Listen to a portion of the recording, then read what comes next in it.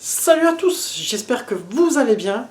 Et ben aujourd'hui on va parler d'un jeu un petit peu particulier parce que je l'avais connu lors de mon premier stage en entreprise qui était un stage dans un magasin de jeux vidéo où j'ai travaillé plus tard comme je vous ai déjà expliqué.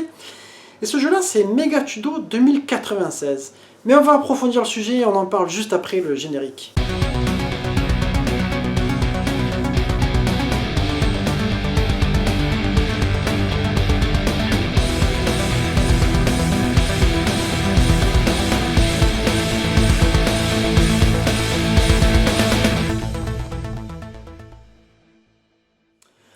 Alors, octobre 96, donc, moi j'avais 16 ans, je commence mon premier stage en tant que vendeur de jeux vidéo.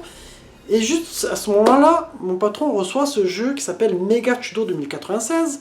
Et il me dit, vas-y, ouvre-le, mets-le, envoie-le sur la PlayStation, on va le tester. Ça, c'était la bonne époque, tu vois, des magasins de jeux vidéo. C'est qu'à chaque fois, tu ouvrais un exemplaire pour le mettre en démo, pour l'essayer, chaque fois que tu avais un moment. Il n'y avait pas le même travail comme aujourd'hui, où tu dois... je pense que beaucoup de vendeurs sont devenus des préparateurs de commandes, etc. Là, non, c'était vraiment, tu recevais tes jeux, tu faisais tes vitrines et tu attendais les clients, tu vois. C'était une époque quand même un peu plus cool, on va dire. Et donc, il me sort ce jeu-là qui était fait par Band Presto. Hein, vous connaissez tous un petit peu cet éditeur et développeur japonais. Et donc, un jeu qui est arrivé dans une vague où on était dans le futur, c'est-à-dire que c'était le début des 32 bits. Et donc, il y a eu énormément de concepts, dont celui de Virtualone, qui était un jeu de Sega, en fait, hein, qui d'ailleurs se jouait avec... tu pouvais acheter une sorte de manette avec 2 joysticks. Ça, c'était vachement la classe, tu vois. Sauf que sur Megatudo 2096, je crois pas qu'il y ait eu cet accessoire, donc ça se jouait à la manette. Et donc, on peut dire clairement que c'était pour faire concurrence à Virtualone, et je pense que à cette époque-là, ils se disaient ah, c'est le futur, ce genre de jeu, etc. Mais il faut avouer qu'il y a tellement eu de nouveaux jeux, de nouveaux concepts, parce que l'époque de la PlayStation, c'est là où il était sorti tout et n'importe quoi. On en parle souvent hein, dans les lives, etc. On a eu quand même beaucoup de très bons jeux, mais il y a eu beaucoup de jeux qui ont été des tests et qui n'ont pas forcément abouti. Alors ce jeu-là, ce que je peux te dire, c'est que quand tu le relances, forcément, hein, les 25 ans plus tard, t'as un peu les premiers jeux 3D, tu vois, donc c'est un peu une 3D qui a pas forcément bien vieilli, un peu coupé au couteau, comme on dit, ça manque un petit peu Voilà, moi, cette fois, je reviens à cet exemple-là, ça fait penser un peu à la 3D de Star Wing, tu vois, un petit peu mieux peut-être, mais c'est pas violent. Donc, un jeu où tu vas être dans une arène et tu es contre un adversaire, tu as le choix soit d'avoir une sorte de sabre laser ou de fusil avec lequel tu vas tirer. Mais ce que je vais te proposer, c'est de passer directement au test, comme ça on approfondit tous les points. Alors, quand tu arrives dans ce jeu-là, tu as une belle démo d'intro, etc.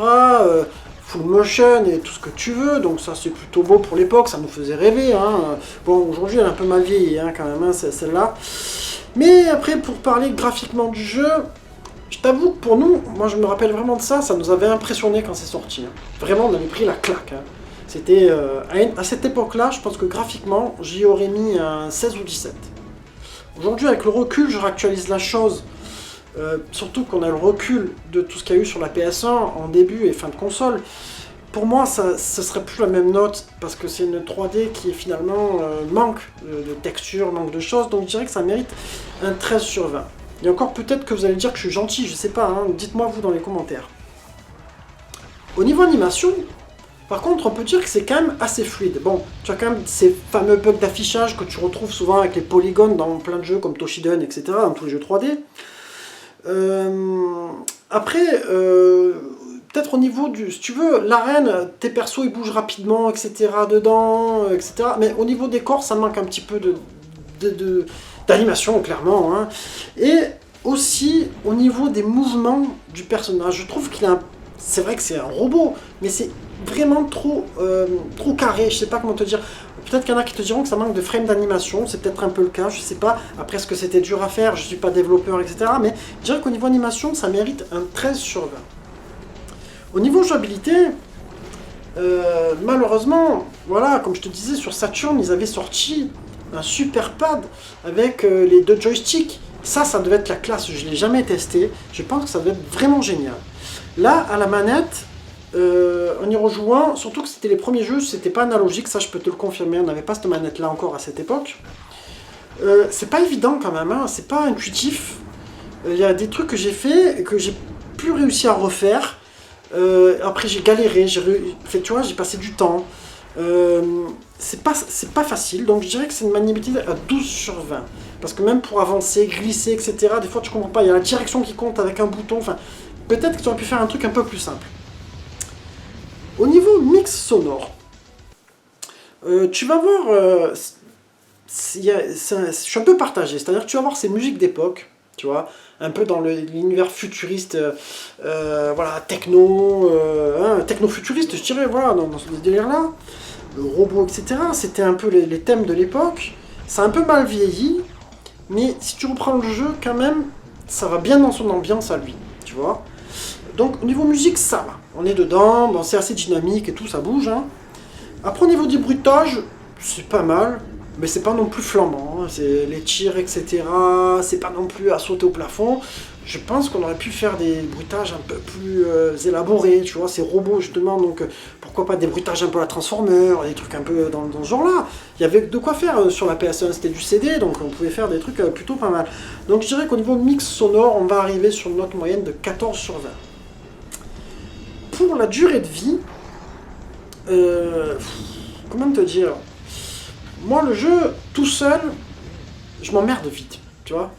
J'ai testé des parties, etc. pour vous faire ce test, pour un peu envoyer.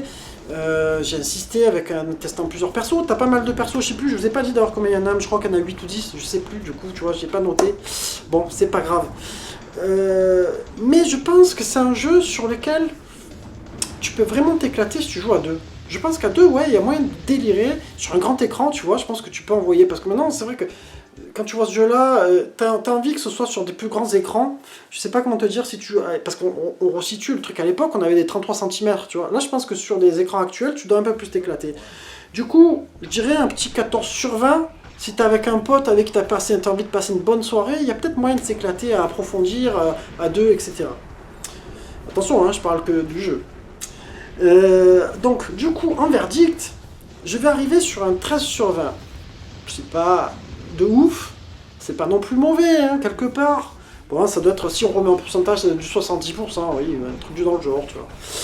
Alors pour moi, du coup, je dirais un concept qui était novateur à l'époque, mais qui au final n'a pas été inoubliable en fait. Parce que finalement, bon, Virtual On, il y a quelques gens qui vont t'en parler, mais c'est un concept qui finalement a été un peu oublié, hein, quelque part. Enfin, rappelez-moi si vous avez trouvé des jeux dans le genre, mais moi, je vois pas à quoi le comparer. Mais je te dirais que si tu as fait Virtual On et que tu l'as sur Saturn avec ce fameux joystick, vaut mieux jouer à Virtual On. Il est quand même plus approfondi, il est quand même plus abouti que ce Megatudo qui, je pense, manque un petit peu... ouais, manque d'être abouti, tout simplement. Enfin, voilà, c'est la fin de ma vidéo. Je vous en laissé quelques images en plein écran pour vous en mettre plein la gueule, comme d'habitude. En attendant, je vous dis bon courage, je vous fais des bisous, et si cette vidéo vous a plu, pensez à mettre le like, et puis je vous dis à très bientôt. Ciao, ciao. Go.